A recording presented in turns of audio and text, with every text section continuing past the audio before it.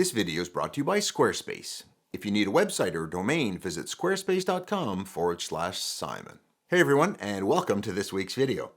If you shoot in low light, whichever genre you shoot, you'll know that it's one of the most difficult situations a photographer faces. Your kid's sports in a dim gym, dark music venues, wildlife at sunrise and sunset, family pics indoors, and nighttime street photography. Grainy or blurry seems to be a common result. In this video, I'm going to share the #1 trick that all professional photographers master to get the best pics out of these low light situations. To get pics like this and this in really low light. If you stay to the end, I'll give you an extra handy trick to help you out of tough lighting situations with just a twist of the wrist. My name is Simon d'Entremont and I'm a professional nature and wildlife photographer living in Eastern Canada. I make weekly videos giving you photo tips or taking you behind the scenes for nature photography. Subscribe if you want to see more. Try to open up your mind sometimes.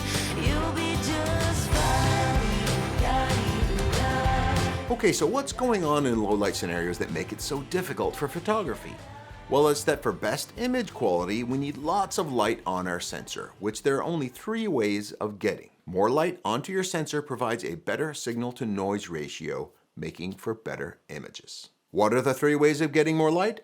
Contrary to popular opinion, it's not the shutter speed, aperture, and ISO, the so-called exposure triangle. That's because ISO is just a volume or gain knob on the brightness of your image to make it brighter in camera. It's not real light. So then what are the 3 main ways to get more light onto your sensor? 1. Brighter scenes and subjects emit or reflect more photons onto your sensor. The brighter the scene, the more light. Secondly, the longer your shutter is open, the longer time the sensor collects light, making better image quality. And third, larger apertures allow more light onto your sensor, improving the quality of the image. But here's the rub. Out of the 4 things that impact image brightness, the scene brightness, the shutter speed, the aperture, and the ISO, for 90% of situations in very low light, 3 are no-brainers, not relevant, or not variable, only leaving 1 that's really important. 1. The scene brightness is fixed in most situations. In some, you can use a flash, but for most, like sports, wildlife, and music venues, the brightness of the scene is the brightness of the scene. Scene brightness is fixed. Check. 2. The aperture of your lens is variable, but if you're struggling in low light, you probably have that opened up as large as possible. So that's pretty well fixed. Check. 3rd, the ISO is variable, from 100 in many cameras to ISO 25,000 and more in some cameras.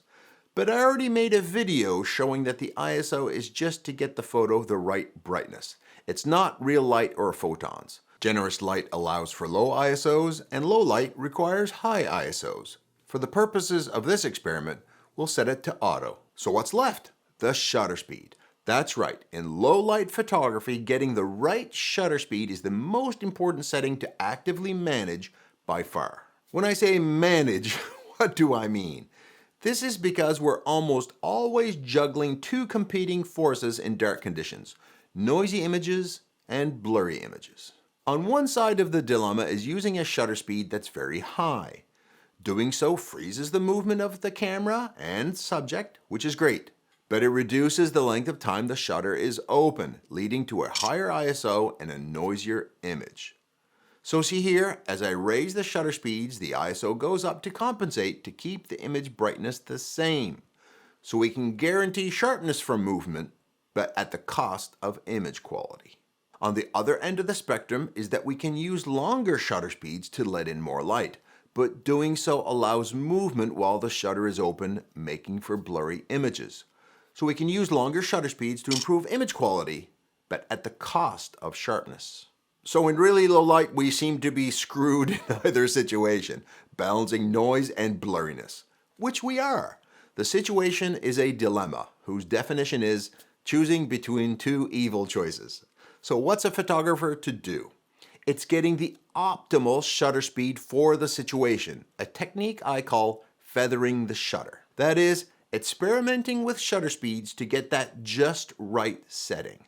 Let's look into how I do that.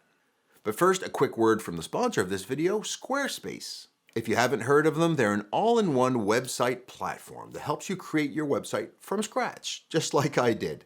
You don't need any coding experience or even to be tech savvy. They have lots of templates to choose from to make it easy to get your own website up and running in no time. But even though they have great templates, like ones for photography, for example, the place to go now is to use their new Design Intelligence feature using both Squarespace's experience and cutting-edge AI, helping you to tailor your own website to your own specific needs. It can even help you write text to describe your products or your business, or help you with search engine optimization. It looks really professional to have online galleries in your own domain, and a website is also a great way to monetize your work by setting up an online store using Squarespace payments. You can even do buy now and pay later with options like Afterpay. Go to squarespace.com to sign up for a free trial, and when you're ready to launch, go to squarespace.com/Simon for 10% off your first purchase of a website or domain. Okay, so what's this feather the shutter speed technique? Now, this will vary a bit on your scenario, for which there are at least three. One, for example, in dark conditions where the subject isn't moving, like nighttime street photography, and you don't have a tripod. In this scenario, it's the camera movement you need to manage. Second, your camera might be on a tripod and the subject moving, so it's subject movement you need to manage. And third, you may be hand-holding the camera for moving subjects while shooting in dark conditions, so you need to manage both the camera movement and the subject movement. The good news is the same technique applies to all scenarios, and it's based on experimentation. So let's look at a real-life example, or more precisely, an experiment. I'm going to hand-hold my camera and 100 to 400 millimeter lens at 400 millimeters to try to get sharp photos of my little owl buddy. The scene is dark in my dimly lit office with only a few accent lights on. The aperture is wide open at f5.6 and the ISO is on automatic to be whatever it needs to be. So the shutter speed is my only variable and camera movement is the only movement I need to manage. So let me set my shutter speed at 1/400th of a second, 1 over my focal length, which is a common guideline for sharp images handheld. But what do I get? I've frozen any movement of the camera, but these images are very grainy as I'm at ISO 100 and 2000. Now here's an important lesson about shooting in low light. Forget about what settings you want. I may want 1/400th of a second, but the conditions don't support it.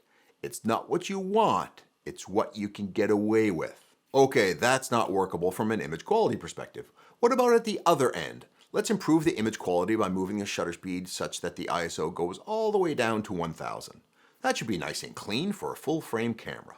But look, my shutter speed is all the way slowed down to 0.3 of a second, and not surprisingly, almost none of these images are acceptably sharp.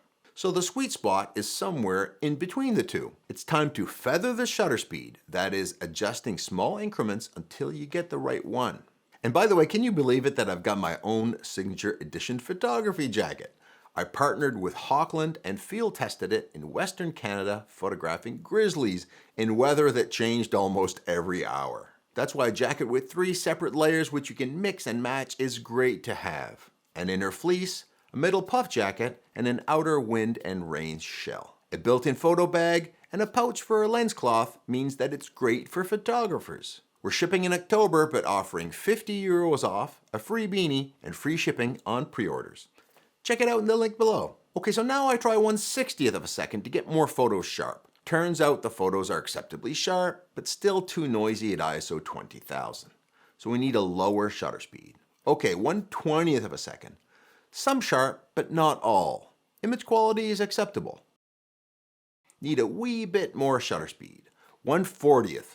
About 80% sharp, but a wee bit noisy, but I can clean that up with some noise reduction software. So for this situation of mine, 1/40th of a second gives me the best combination of acceptably sharp photos and acceptable image quality. Remember, I say acceptable, as it's not what you want or getting perfection. It's getting the best the conditions will allow. So to get the feathering technique right, you need to find the shutter speed through experimentation that gives you the best compromise between image sharpness and image quality. This applies to any genre, but this is something I do all the time in my wildlife photography, where I get photos like these. If I want to make big prints, I favor image quality with lower shutter speeds. If I want to capture important action, I favor sharpness with higher shutter speeds. Now, is there a scenario where there is no sweet spot? Yes. When there's no point where you can both get acceptable image quality and freeze the movement of the camera or your subject, then it's time to go home. And I promised you a bonus tip. I mentioned that at some point you need to give up, but there's a but in there. When the light is so low that you can't freeze subject or camera movement, before you pack it in, try using a shorter focal length lens or zooming out on a zoom lens. One, less magnification in your field of view means that things have less apparent motion on the sensor, so you can get away with less shutter speed. Like here at 1/25th of a second, but with a little less zoom. Now we can get acceptable sharpness at a slightly lower shutter speed. And secondly, many zoom lenses allow wider apertures at shorter focal lengths. So my 100 to 400 lens can go to f5 instead of f5.6 at this wider field of view. 1/3 of a stop doesn't look like much, but ISO 10,000 instead of ISO 12,800 helps. If you want more low light shooting tips, I have a whole video on that, which you can see right here. I hope you can use these tips to go out your very next outing and come back with your own unique and amazing photos. I know you can do it.